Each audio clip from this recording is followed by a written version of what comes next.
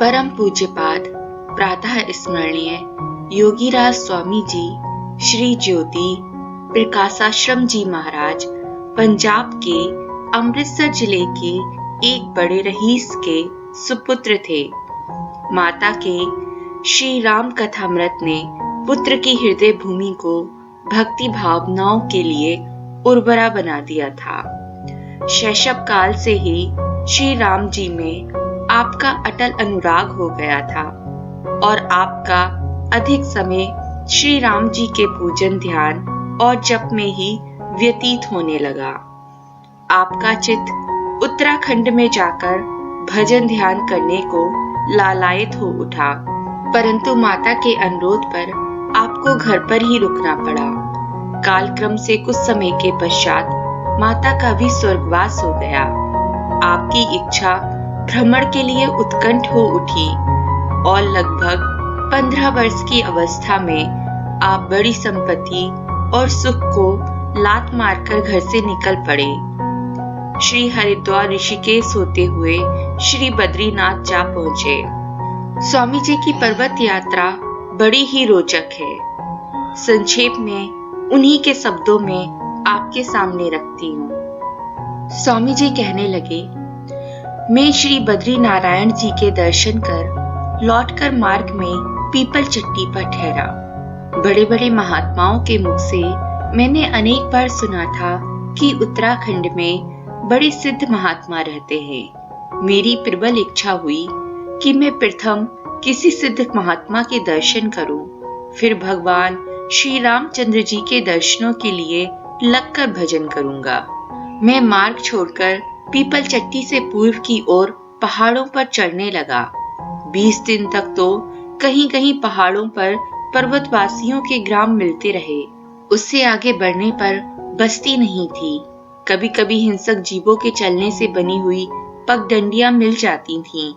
कहीं कहीं केवल वृक्षों की जड़ और झाड़ियों को पकड़कर आगे बढ़ना पड़ता था। कोसों तक ऊंचे पर्वत मार्ग रास्ते में पड़ते थे। उनकी ऊंचाई देखकर यह अनुमान होता था कि आगे इससे ऊंचा पर्वत ना होगा, परंतु उसको लांघने के बाद सामने उससे भी अधिक ऊंचा पर्वत दिख जाता था। नीचे दृष्टि डालने से भूमि के दर्शन नहीं होते थे, केवल अंधकार ही दिखाई देता था। इसी प्रकार उस निर्जन पहाड़ी वन में चलते चलते मुझे 2 मास व्यतीत हो गए, परंतु किसी सिद्ध महात्मा के दर्शन नहीं हुए। हृदय में कुछ कुछ निराशा सी होने लगी। फिर भी मैं धैर्य से आगे बढ़ता ही रहा। लगभग 2.5 मास की यात्रा के उपरांत मुझे पर्वत पर एक समतल भूमि मिली। मैं वहां कुछ दिन के लिए ठहर गया। मेरे पास एक बैसाखी थी जिससे मैं कंद खोदकर उधर पूर्ति कर लेता था। कंदों की पहचान महात्माओं के द्वारा मुझे पहले ही हो गई थी। बर्फ से ढके स्थानों को छोड़कर ऐसे कंद प्रायः पहाड़ों पर सभी जगह मिल जाते हैं। ये कई प्रकार के होते हैं। इनका स्वाद बड़ा मधुर होता है तथा पचने में ये बड़े हल्के होते हैं। वहां रात्रि में औषधियों से दीपक के समान प्रकाश निकलता था। लगभग 4 गज के अंतर से यह प्रकाश दिखाई देता था और पास जाने पर लुप्त हो जाता था, अतः उस औषधि की पहचान न होती थी। इस प्रकार उस प्रभु की प्राकृतिक दिव्य महिमा का अनुभव करते हुए कुछ दिन और व्यतीत हुए। एक दिन एक बड़े ऊंचे कद के जटाधारी ब्रह्मचारी मेरे पास आए। उन्होंने मुझसे संस्कृत में पूछा, तू कौन है और कहां से आया है? संस्कृत का अधिक अभ्यास न होने के कारण मैंने इसका उत्तर हिंदी भाषा में दिया। ब्रह्मचारी ने पूछा, तू यहाँ कैसे आया? यहाँ आना तो बड़ा कठिन है। मैंने कहा, महाराज, आना तो निस्संदेह कठिन था, परंतु श्री राम जी की कृपा से चला आया हूँ। मैंने महात्माओं से सुना था कि हिमालय पर्वत पर सिद्ध लोग रहते हैं। उन्हीं के दर्शनों की उत्कंठ इच्छा मुझे यहाँ तक ले आई है। इसको सुनकर वे मुस्कुराए और बोले, भाई, सिद्ध जन तो ऋषिकेश से लेकर पर्वतों पर सर्वत्र रहते हैं, परंतु साधारण जन को नजर नहीं आते। तुम ही बताओ, तुमने गायत्री के कितने पुरस्चरण किए हैं, कौन सा तप किया है, अथवा कौन से आध्यात्म शास्त्र का मनन करके आत्मज्ञानी बने हो, जिससे तुम सिद्ध महात्माओं के दर्शन को उपलब्ध हो सको। जाओ, लौटकर अपने देश चले जाओ। ब्रह्मचारी जी के इन वचनों को सुनकर मैंने कहा, महाराज क्षमा कीजिए, मैं अब नहीं लौट सकता। यहीं रहकर मैं श्री राम मंत्र का जप करूंगा। जो प्रभु की इच्छा होगी वही होगा। मेरे इस आग्रह को देखकर ब्रह्मचारी जी ने कहा, अच्छा, जैसी तुम्हारी इच्छा हो वैसा करो। उन्होंने मुझे एक बूटी दिखलाकर कहा कि इसका 1 तोला अर्क निकालकर पीने से 7 दिन तक भूख नहीं लगती, बल भी क्षीण नहीं होता। तुम चाहो तो इसका सेवन कर सकते हो। फिर उन्होंने मुझे एक बड़ के वृक्ष के नीचे ले जाकर कहा, यह स्थान भजन करने के लिए बहुत उपयुक्त है, तुम यहीं रहो। इसके अनंतर ब्रह्मचारी जी भी चले गए। उस बड़ को देखकर मुझे बड़ा आश्चर्य हुआ। उसकी परिधि 1 मील से कम न होगी, ऊंचाई भी असाधारण थी। वर्षा और धूप उसके सघन पत्तों से छिनकर नहीं आ सकती थी। पास ही निर्मल और मधुर जल का झरना बह रहा था। इधर उधर गुफाएं बनी थीं। इसके नीचे कहीं कहीं धूनी भी लगी हुई दिखती थी, परंतु कोई महात्मा दृष्टिगोचर नहीं हुआ। देश में किसी किसी महात्मा से इस वट वृक्ष के संबंध में सुना करता था। आज उसे पाकर बड़ी प्रसन्नता हुई। मैं यहाँ रहकर भजन करने लगा। 10-11 महीने के पश्चात ही वे जटाधारी ब्रह्मचारी एक दिन मेरे पास आए। कुछ समय विश्राम करने के पश्चात वे मुझे समझाने लगे, देखो, अभी तुम्हारी अवस्था कम है, तुम देश में जाकर शास्त्र अध्ययन करो। शास्त्र के द्वारा हुआ वैराग दृढ़ होता है और वही ज्ञान दिव्य प्रभाव वाला होता है जो शास्त्रों के मनन करने से उपलब्ध होता है। अध्यात्म शास्त्रों का अध्ययन करके फिर यहाँ आना। इस पर मैंने कहा, महाराज, मैं तो ये प्रतिज्ञा करके आया हूँ कि बिना सिद्धों का दर्शन किए नहीं लौटूंगा। फिर बताइए, अपनी प्रतिज्ञा को तोड़कर कैसे चला जाऊं? मेरे इस उत्तर को सुनकर ब्रह्मचारी जी कुछ क्षण विचार किए और उठकर एक और चल दिए। मुझे अपने पीछे आने का संकेत दिया। कुछ समय चलने के पश्चात हम एक स्थान पर पहुंचे।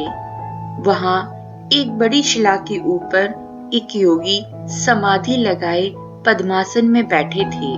वे बैठे हुए भी मुझसे कद में ऊंचे थे और उनकी जटाएं पृथ्वी पर फैल रही थीं। भ्रुकटी के रोम दाढ़ी जैसे लग रहे थे। बड़े हुए नाखून सिंह के नाखून के समान मालूम होते थे। उनकी ओर संकेत करके ब्रह्मचारी जी ने कहा, ये मेरे गुरु हैं। इनकी समाधि 100 वर्ष से लगी है, तब से खुली नहीं। अब चलो, सिद्ध के दर्शन हो गए, तुम्हें उसी बट वृक्ष के नीचे पहुंचा देता हूँ। तुम वहां स्वयं नहीं पहुंच सकते।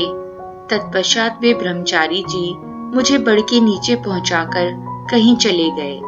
मैं उसी वृक्ष के नीचे रहकर श्री राम मंत्र का जाप करने लगा। कुछ समय बाद वे ब्रह्मचारी फिर एक दिन मेरे पास आए और कहने लगे, अब तुमने काफी जप करके अपने को पवित्र बना लिया है, चलो कुछ और दृश्य दिखाऊं।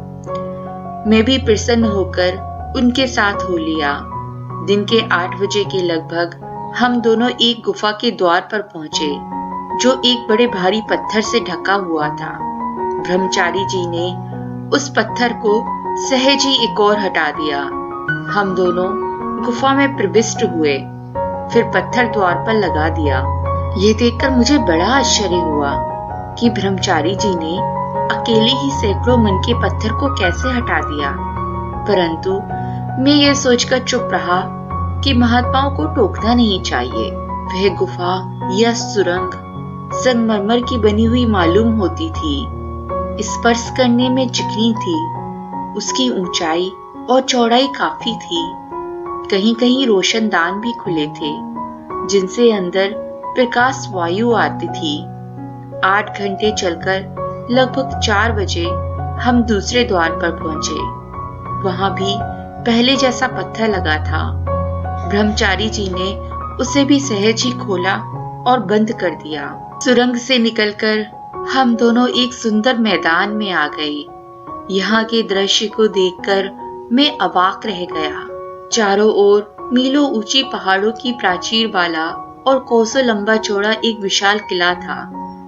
दीवारों में गुफा के सामने सुंदर स्थान बने थे, जिनमें बड़े बड़े डीलडोल के महात्मा लोग समाधि लगाए बैठे थे। बहुत समय तक इन दृश्यों को देखकर मैंने ब्रह्मचारी जी से प्रश्न किया, भगवान, ये कौन सा स्थान है?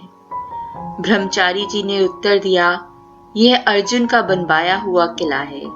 व्यास जी की आज्ञा अनुसार अर्जुन यही तप करने के लिए आए थे। फिर ब्रह्मचारी जी ने कहा, ये जो गुफाओं में महात्माओं को तुम देखते हो, ये महाभारत के समय के हैं। तब से अब तक इनकी समाधि नहीं खुली। मैंने ब्रह्मचारी जी से उस सिद्धाश्रम में रहने की अनुमति मांगी। इस पर ब्रह्मचारी जी ने कहा, यह स्थान केवल सिद्धजनों के रहने का है। यहाँ कलयुग का उत्पन्न हुआ मनुष्य नहीं रह सकता। यह स्थान मलमूत्र त्यागने का नहीं है। यदि दिन में यहाँ कोई साधारण जन हठपूर्वक रह भी जाए तो रात्रि में वह उठाकर उसी स्थान पर पहुंचा दिया जाता है जहाँ का वह होता है। इसलिए इस मिथ्या मनोरथ को छोड़कर मेरे साथ चलो। वहीं बट के वृक्ष के नीचे तुम्हें पहुंचा आता हूँ। ऐसा कहकर मुझे फिर उस सुरंग मार्ग से निकालकर वे बड़ के नीचे पहुंचा गए। मैं पूर्ववत वहीं श्री राम मंत्र का जप करने लगा। प्रिय श्रोताओं, कृपया मेरे वीडियो को सब्सक्राइब, शेयर, लाइक अवश्य करें। धन्यवाद।